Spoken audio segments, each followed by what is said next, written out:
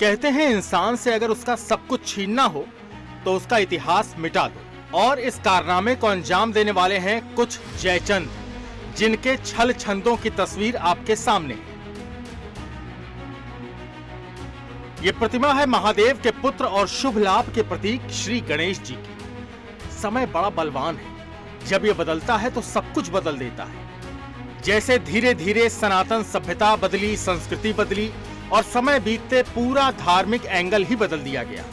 और इसकी शुरुआत आज की नहीं है, बल्कि पूरा कालखंड लिया गया है इसे बदलने के लिए, ताकि हिंदू धीरे धीरे करके उस बदलाव को एक्सेप्ट कर सके।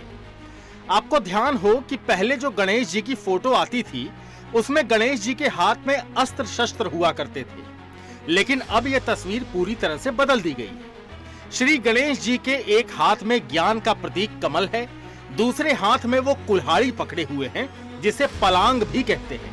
ये गणेश जी के कर्तव्य और शक्ति का संकेत देती है। गणेश जी, जिन्हें विघ्नहर्ता भी कहा जाता है, उनकी कुल्हाड़ी समर्पण की भावना को दर्शाती है।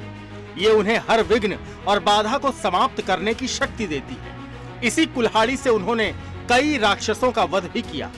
लेकिन ताज्जुब की बात है कि अब वो शस्त्र उनके हाथों से गायब हो चुका है। याद रखिए कि शिव जी का शस्त्र त्रिशूल है, दुर्गा माँ का शस्त्र त्रिशूल और ढाल है, कृष्ण जी का शस्त्र सुदर्शन चक्र, विष्णु जी का शस्त्र शंख और गदा।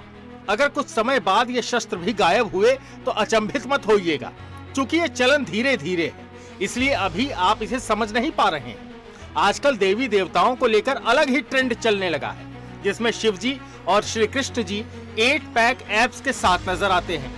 ये मिलावट भी धीरे धीरे सामने आ रही है, जिसे आप समझ नहीं सकते। ऊपर से राहुल बाबा ने अपनी बालक बुद्धि से तो शिव जी को कुछ अलग ही बता दिया।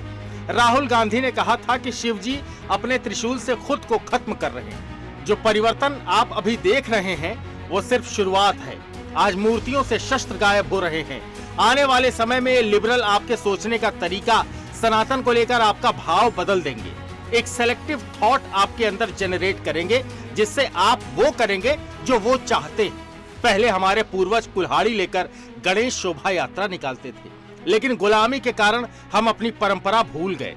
अगर आज परंपरा निभाते तो पंडाल पर पत्थरबाजी नहीं होती। खैर, ये वक्त है, समझ गए तो बच जाएंगे, ना समझे तो बांग्लादेश दूर नहीं। Bureau report, Sudarshan news.